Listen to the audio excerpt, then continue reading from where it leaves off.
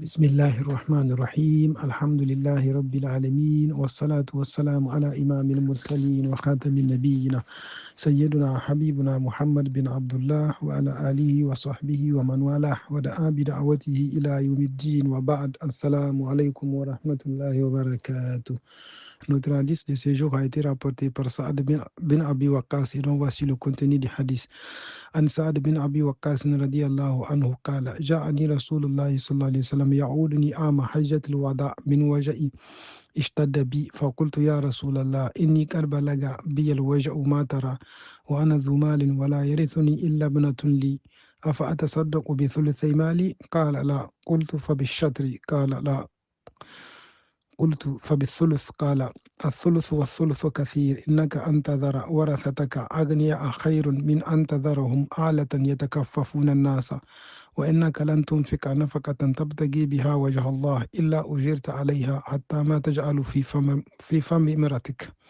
رواه البخاري. Notre hadith du jour a été rapporté par les grands compagnons du prophète sallallahu alayhi wa sallam.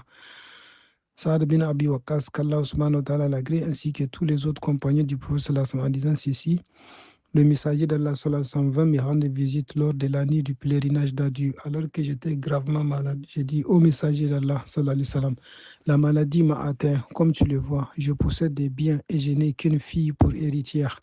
Puis-je donner les 2 tiers de mes biens en aumône? Il répondit non. Je dis la moitié alors. Il répondit non. Je dis le tiers. Il répondit le tiers et les tiers est déjà beaucoup. Il vaut mieux que tu laisses tes héritiers riches plutôt que pauvres, contraints de tendre la main aux gens. Et tu ne feras aucune dépense en recherchant par elle le visage de Allah subhanahu wa ta'ala sans être récompensé, même la bouchée que tu mets dans la bouche de ton épouse. Telle est une brève traduction de ce hadith, qu'Allah subhanahu wa ta'ala nous fasse comprendre de plus. Contexte du hadith. Ce hadith a été prononcé lors de la maladie de Saad bin Abi Waqqas pendant le pèlerinage d'adieu. Il pensait être proche de la mort et voulait donner la majorité de sa fortune en aumône. Le prophète sallallahu alayhi wa sallam lui a enseigné l'équilibre entre générosité et responsabilité familiale. Explication. Ce hadith établit plusieurs principes fondamentaux. 1. La limite du testament al-wasiya. Il n'est pas permis de léguer plus d'un tiers de ses biens en testament. Le tiers est la limite maximale autorisée. 2. Priorité aux héritiers. L'islam insiste sur la protection financière de la famille. Laisser ses proches dans le besoin n'est pas un acte de piété. 3. L'intention transforme les actes ordinaires en adoration.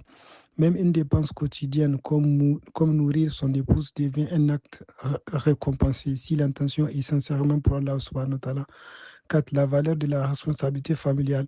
Subvenir aux besoins de son foyer est une adoration en islam lorsqu'elle est faite avec la bonne intention. Qu'Allah subhanahu wa ta'ala nous fasse comprendre de plus. Je prie notre Seigneur qu'il nous mette ainsi parmi ses meilleurs serviteurs qui écoutent les paroles et travaillent avec les meilleurs d'entre elles. Là où nous avons dit juste et correct, qu'il nous l'agrée, et là où nous avons fait erreur, qu'il nous les pardonne.